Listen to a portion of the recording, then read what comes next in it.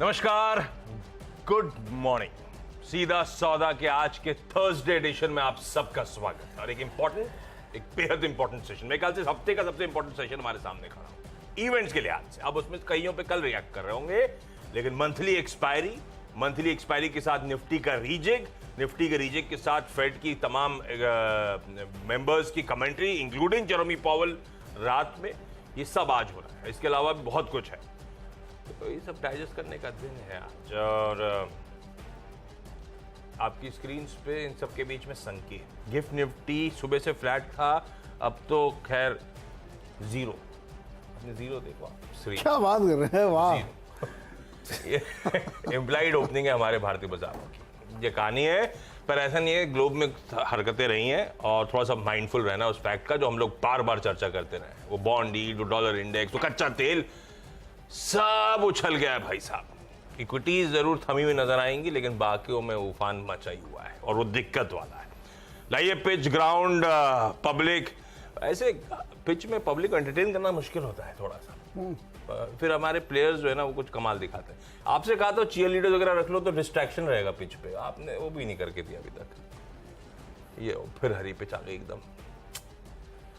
कल तो गेंद ही नहीं उछल रही थी, फिर सेकंड हाफ में उछली, तो फिर कल मैच भी था ना रियल वाला। हाँ, रियल वाला क्या हुआ उसमें? हाँ नहीं, कुछ गलत बात बता रहे हैं, वो छोड़ देते हैं। सीरीज जीत गए, ये इम्पोर्टेंट। ओके, एक आध मैच में क्या रखा है? आप बताओ कैसी पिच लग रही है?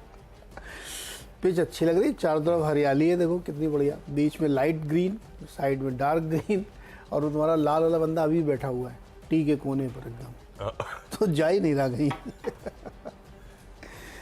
भाई देखो, पिच जो है बहुत मतलब क्या कहें, हमारे ऊपर जब कोई असर नहीं पड़ रहा है तो पिच कैसी भी हो, हमें क्या लेने देना। क्रूड $100 हो जाए तो हमें क्या फ़र्क पड़ता है उससे, लेकिन फ़र्क तो जरूर पड़ेगा, आज नहीं तो कल।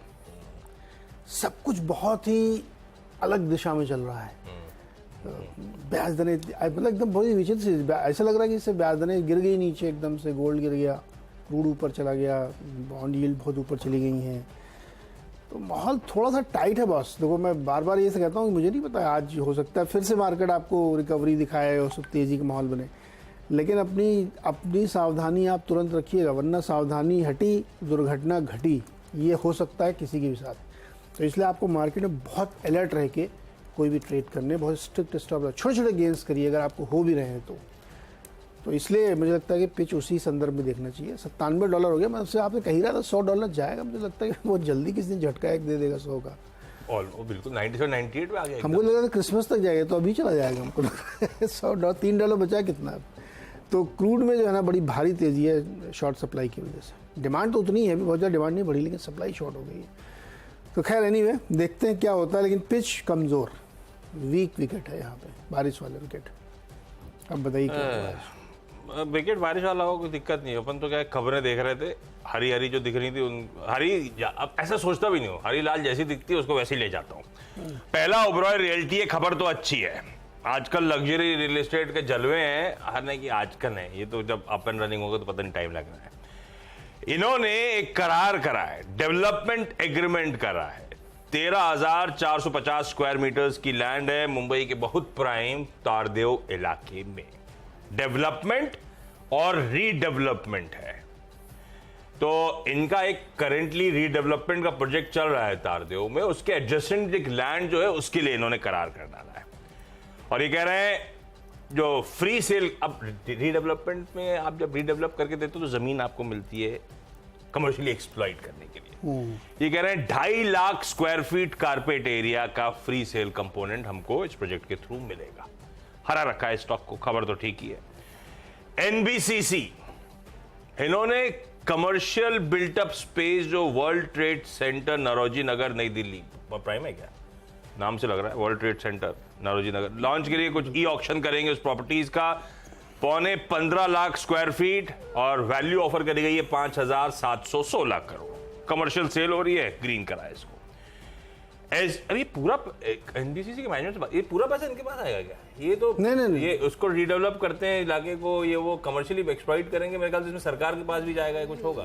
तो प्रोजेक्ट मैनेजमेंट करते हैं। हाँ, मेनली तो ये सबलेट कर देते हैं, कॉन्ट्रैक्ट कर देते हैं। Exactly. पर जिसने कॉन्ट्रैक्ट करके बना के दिया, अब उसके बाद ये कमर्शियल बेच रहे हैं इतना सारा, तो प्रॉफिट तो आएगा ही। हाँ। जगह बहुत प्राइम, बहुत अच्छी जगह है वो। चलिए इसको रखिए, एसजेवीएन को रख रहा हूँ, एसजेवीएन तो बार बार रख रहा हूँ जब से वो ओएफएस के बाद पिटने के बाद थमना शुरू हुआ है। अपडेट है इनका, उत्तराखंड में एक मैकेनिकल स्पिनिंग यूनिट 1 का 60 मेगावाट की प्रॉपर्टी का प्रोजेक्ट का कमेंस करा है।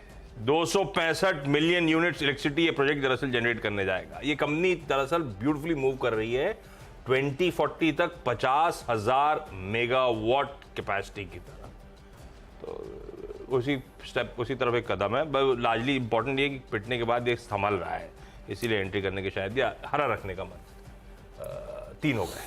चलिए समय बचाने के लिए फटाफट 3 स्टॉक मुझे दिखाते रहिए आप, एशियन पेंट, बर्जर पेंट और नहीं, आप बीपीसीएल। लंबा लंबा बोलो, तीनों रेड में। कच्चे तेल पे तो कच्चे तेल में $97 हो गया है, तो पेंट कंपनियों के लिए तीसरा दिक्कत कौन सा? है। बीपीसीएल हाँ, तीनों रेड हो गए। तीनों रेड हो गए। मैंने पहले ओएनजीसी रखा था ग्रीन में, लेकिन मुझे लगता है कि थोड़ा सा दिक्कत अभी चलेगा नहीं, पैसा वसूल लेगी सरकार किसी दाएं बाएं हाँ, से, उसमें बचा नहीं है। तो वो दम नहीं आती उसमें। लेकिन इनके लिए दिक्कत भाई, सबसे बड़ी तो ओएमसीज के दिन ऐसे इलेक्शन सामने आ रहे हैं, डॉलर उधर सिलेंडर का भाव भरवा दिया सब्सिडी का, और अब ये कच्चा तेल तो रशिया से आता नहीं है। तीनों की हालत खराब है, तो इसलिए इसमें ध्यान रखिएगा। तीनों बहुत नेगेटिव खबर है इनके लिए। और ये जो पेंट वाली कंपनी ना, इनके लिए एक तो ये इमीडिएट है, मतलब ये शॉर्ट टर्म होता है, ऊपर नीचे होता रहता है, बट वो जो कंपटीशन आने वाला है ना, मैं उसको बता रहा हूँ अगेन, इट्स वेरी सीरियस। मार्च तक आप देखिएगा एशियन पेंट का भाव क्या होगा, क्योंकि वो बहुत बड़ा चैलेंज आने वाला है। अरे बर्जर का चैलेंज आने वाला है, तो इसलिए मुझे लगता है कि इस पर ध्यान रखना चाहिए। और अब चूंकि इमीडिएटली क्रूड वूड वाला मामला आ गया, तो तीनों रेड में। अगले 3 बताओ जल्दी जल्दी। कुछ जल्दी है क्या? डिक्सन टेक्नोलॉजीज इन्होंने, इनकी होली ओन सब्सिडरी है, वो जो आपको याद होगा पैजेट इलेक्ट्रॉनिक्स नाम से गठन करा था उस सब्सिडरी का। सब्सिडरी को असल में गठन इसलिए करा था कि सरकार की जो पीएलआई स्कीम के लिए बेनिफिशियरीज थे उस पर ये शुमार था, अप्रूवल आया था पैजेट के लिए। अब उसी पैजेट इलेक्ट्रॉनिक्स ने शाओमी के साथ स्मार्टफोन्स और उससे रिलेटेड प्रोडक्ट शाओमी के लिए मैन्युफैक्चरिंग करेगी। इनकी जो नोएडा फैसिलिटी है पैजेट की, वहां पे मैन्युफैक्चरिंग की शुरुआत। ये स्टॉक कल बहुत आउट परफॉर्म कर रहा था, 3-4% उछला था। खबर बाद में आई है भाई साहब, लेकिन स्टॉक दिन में बड़ा एक्टिव था। अब कोई और रीजन भी हो सकता है, पता नहीं, लेकिन ये हाल था। दिन के हाइस पर ये हेवी वेट, मतलब टिकट साइज, बड़े टिकट साइज वाला स्टॉक ऐसे मूव कर रहा था, और खबर बाद में आई है, तो हम थोड़ा सा माइंडफुल रहेंगे। खबर अच्छी इसलिए ग्रीन करा। इन्फो एज को ग्रीन लेके जा रहा हूं क्योंकि इसके धंधे से ज्यादा आजकल इन्वेस्टिंग कंपनी के जलवों पे फोकस रहता है। हालांकि बहुत छोटा सा है इसके साइज के हिसाब से, $5 मिलियन, $5 लाख है, $US यूएसए की Sky Serv insights as a service platform है। इनसाइट्स, मुझे लगा ज्ञान देने वाली बात होगी, इनसाइट दे रहे हैं किसी को, ज्ञान दो फ्री में पैसा कमाओ। अब ये, लेकिन इनसाइट्स क्या है? Sky Serv multi spectral imagery to models जो होते हैं डिप्लॉय एज और फैसिलिटेट टाइमली प्रोडक्शंस के लिए, बेसिकली स्पेस के लिए, ये उसके लिए insights as a service platform है। हालांकि कुछ नहीं करता, पिछले साल नील रेवेन्यूज थे, नील रेवेन्यूज पे लॉसेज हो रहे थे, धंधे रेवेन्यू ही नहीं है, तो अभी ऐसा कुछ है नहीं, इसलिए मैंने कहा बहुत मिनिस्क्यूल है, लेकिन स्टॉक अच्छा पोजीशन है। खबर आई थी, मैंने कहा ग्रीन कर देता हूं। और वीकेंड पास आ रहा है, सोचा क्यों ना पीवीआर ही मेंशन कर दूं। कई सारे स्टॉक का ऑप्शन आ गया था मेरे पास, चुन चुन के फिर मैं ढूंढ के लाया पीवीआर आइनॉक्स, इसीलिए एक तो फुकरे 3 आ रही है। कोई फर्रे नाम की फिल्म आ रही है। फर्रे नहीं, फुकरे यार, फर्रे नहीं, फुर्रे दूसरे नाम की भी है क्या? अब भाई हो सकता, मैंने गलत लिया, फर्रे कुछ आ रही है मुझे लगा। फुकरे तो अच्छी थी, अब पता नहीं थर्ड अभी ऐसा ना झेल जाए कि बस्ती खींच के बना रहे हो, फ्रेंचाइज को खींच रहा हूँ, पता नहीं, लेकिन फुकरे आ रही है। और द वैक्सीन वॉर आ रही है, नाना पाटेकर साहब है, और ट्रेलर तो बहुत इंटरेस्टिंग था। इंडिया ने ये मुझे उस तर्ज पे, जैसे कश्मीर फाइल्स, केरला स्टोरी, वैसी वैक्सीन वॉर, ये मेरे ख्याल से विवेक अग्निहोत्री साहब ही द्वारा डायरेक्टेड है, ऐसा कुछ देखा था मैंने, मुझे याद नहीं। तो ये इंडिया का जो वैक्सीन में हमने इस बार कोविड टाइम्स में जलवे दिखाए, ये उसके ऊपर शायद लग रही है, तो इंटरेस्टिंग। नेटफ्लिक्स मूवी है फर्रे, वो भी कुछ आने अरे। वाली। हाँ 6 हो गए मेरे। ओके चलो अपने 6 बताते हैं फटाफट। अब मैंने बाकी 3। फोर्थ स्टॉक है शेयर इंडिया सिक्योरिटीज़। इसमें खबर ये आई है कि कल इन्होंने जानकारी दी कि एक कंपनी है silver leaf capital services Mumbai की, जिसको एक्वायर कर रही है। ये कंपनी 100% शेयर इसके खरीद रही है। और ये काम क्या करती कंपनी, ये एल्गो बेस्ड ट्रेडिंग सर्विसेज में है। और ये कंपनी शेयर इंडिया लगातार एल्गो को बहुत ज़्यादा बढ़ा रही है, तो इसीलिए इन्होंने उसको खरीदने का मन बनाया होगा कि हाई फ्रिक्वेंसी ट्रेडिंग में इसको ले आएंगे। इसका जो रेवेन्यू है सिल्वर लीफ का, वो FY23 में करीब 16-17 करोड़ रुपए का रेवेन्यू आया था और कंटिन्यूसली रेवेन्यू बढ़ता जा रहा है। तो इस खबर का इंपॉर्टेंस ज़्यादा ये है कि शेयर इंडिया लगातार एल्गो में और रिटेल एल्गो के लिए कोशिश कर रहे हैं। तो ये एक्विजिशन उसी लिहाज से देखा जाना चाहिए, मुझे लगता है काफ़ी इंपॉर्टेंट एक्विजिशन है। 5वां स्टॉक है एवेन्यू सुपरमार्ट। एक और स्टोर इन्होंने खोल दिया है, भंडारा महाराष्ट्र का एक शहर है, उसके अंदर खोला। अब इनके कुल स्टोर हो गए 336। 335वां स्टोर इंदौर में खोला था इन्होंने, अब 336 हो गए। 6वां स्टॉक है KSB। ये एक पंप वाली कंपनी है। एक कुसुम नाम की योजना है जो पंप बांटती है किसानों के बीच में, सोलर पंप। तो इनको एक कॉन्ट्रैक्ट मिला है, हालांकि वैल्यू बहुत छोटा आपको लगेगा, 27-28 करोड़ का है, 800 सोलर पंप बांटेंगे। लेकिन मुझे लगता है कि बड़ी खबर इसलिए हो सकती है कि ये अब उस तरफ सरकार बढ़ रही है जहाँ पे ये सब इनको करना पड़ेगा यहाँ से लेकर चुनाव तक। तो आपको ध्यान रखना चाहिए KSB में। और ये हो गया 6वां स्टॉक। क्विकली एक ब्रेक के बाद अगले 4 स्टॉक्स। स्वागत एक बार फिर से आपका। और अब अगले 4 स्टॉक्स में 7th स्टॉक है साई सिल्क। इसमें कल ही इसकी लिस्टिंग हुई है। उसके बाद इसमें मॉर्गन स्टैनली ने बेचा और सामने खड़े करके आस गोल्डन फंड ने खरीद लिया, सेम प्राइस 233 पे। तो इसको रख सकते हैं, देखते हैं क्या होता है। ICICI लोम्बार्ड में एक खबर आई इंटरेस्टिंग, जैसे डेल्टा कॉर्प को, ड्रीम 11 को, वैसे इनको भी 1728 करोड़ का एक GST नोटिस मिल गया है। इम्पैक्ट देखते हैं क्या आज होता है। कमिंस इंडिया में UBS की एक रिपोर्ट है, उन्होंने सेल रेटिंग दी है, टारगेट 1350 का। कारण उन्होंने बताया कि इस सेगमेंट में कई सारे प्लेयर आ गए हैं, कंपटीशन बढ़ रहा है इसमें, और इनका जो बेस्ट टाइम था, अच्छे दिन थे, अब बीत गए हैं। अब यहाँ से आगे थोड़ा टफ टाइम होगा। हालांकि अभी भी कंस्ट्रक्टिव है वो इस थीम और इस सब पे लेके कि रेवेन्यू ग्रोथ वगैरह ठीक ठाक होती रहेगी। लेकिन कंपटीशन को देखते हुए और नए प्लेयर्स को आते देखते हुए लगता नहीं कि बहुत अच्छे दिन इनके हैं, तो इसलिए उन्होंने सेल रेटिंग दी। देखते हैं क्या होता है। KPIT टेक्नोलॉजीज में गोल्डमैन सैक्स की रिपोर्ट है और उन्होंने टारगेट दिया है 1270 रुपये का बाई रेटिंग के साथ।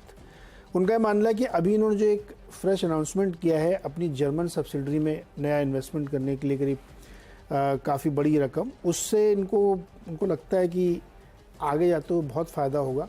डिज़ाइनिंग के सेगमेंट में खास तौर पे इनको बहुत इम्पैक्ट आने वाला है।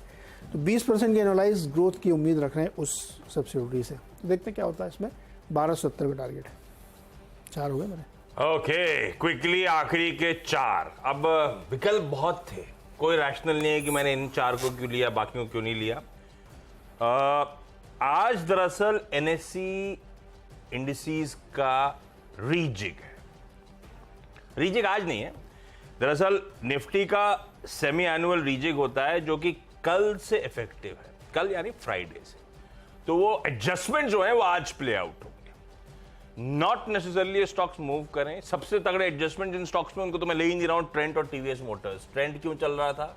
इसीलिए तगड़ा एडजस्टमेंट होना है, उसमें तगड़े इन्फ्लोज आने। TVS मोटर्स अपने में ताड़ में खड़ा हुआ ऑलरेडी, तो मैंने उन दोनों को अवॉइड करा है। पिछली बार ऐसी तेजी वाला लिया था तो लोग स्मार्ट होते हैं, पहले से ले रखा था, जैसे ही वो पैसिव फ्लो की बाइंग आई माल छोड़ देगा। स्टॉक में एक्शन नहीं था। नॉट नेसेसरली जो ये मेंशन कर रहा हूं इनमें एक्शन होगा, लेकिन फिर भी रेड आप रखेंगे। पहला रखा पावर ग्रिड। आज एडजस्टमेंट प्ले आउट होगा। $64 मिलियन के ब्रोकरेज कहती है इनफ्लोज आएंगे। $64 मिलियन मतलब 26-27 लाख शेयर्स। कल के वॉल्यूम्स वाला चार्ट दिखाइए, इसमें वॉल्यूम्स आते हैं सबके, ये दिखाने से कोई फायदा नहीं। पावर ग्रिड के वॉल्यूम्स के साथ वाला चार्ट दिखाइए। दिखाएंगे नहीं क्या? शायद दिखाएंगे आजकल में। अगला है श्रीराम फाइनेंस। वो रीजिक कहता है $59 मिलियन के इनफ्लोज, 25 लाख शेयर्स के आसपास ट्रांसलेट होती है। वो बाइंग आनी है आज।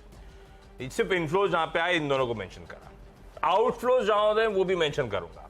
पेज इंडस्ट्रीज, इसमें 28 मिलियन डॉलर्स के आउटफ्लोज हैं। इसका टिकट साइज तो बहुत बड़ा है, तो 1 लाख शेयर्स के आसपास का आउटफ्लो आना है ना। वॉल्यूम्स आ जाएंगे स्क्रीन पे, इन सब की आपको इंपॉर्टेंस समझ में आएगी, क्योंकि वॉल्यूम्स दिन भर के जो होते हैं वो आपकी स्क्रीन पर आ जाएंगे। और ऐसे ही एनटीपीसी, इसमें भी आउटफ्लोज आने हैं, मतलब पैसा जाना है पेज इंडस्ट्रीज और एनटीपीसी में, इसमें 46 मिलियन डॉलर्स के आसपास। तो करीब करीब इसके तो खैर वॉल्यूम बहुत हो जाते हैं, 1.58 करोड़ के आसपास के शेयर्स, क्योंकि इसका टिकट साइज 200-250 का है। ठीक है, तो ये वो स्टॉक्स 2 हरे में रख लिए, 2 लाल रख लिए। अदरवाइज कॉम्प्रिहेंसिव लिस्ट है ट्विटर पे, CNBC वास के प्लेटफॉर्म, सोशल मीडिया प्लेटफॉर्म, जो कॉम्प्रिहेंसिव लिस्ट आपको मिल जाएगी। पर ये रीजिक के चलते जो आज स्टॉक सेकंड हाफ में शायद एक्शन में आ सकते हैं, उनको मेंशन कर दिया। क्विकली छोटा सा ब्रेक के उस पार जब लौटेंगे तो टीम्स का एक क्विक रैप अप।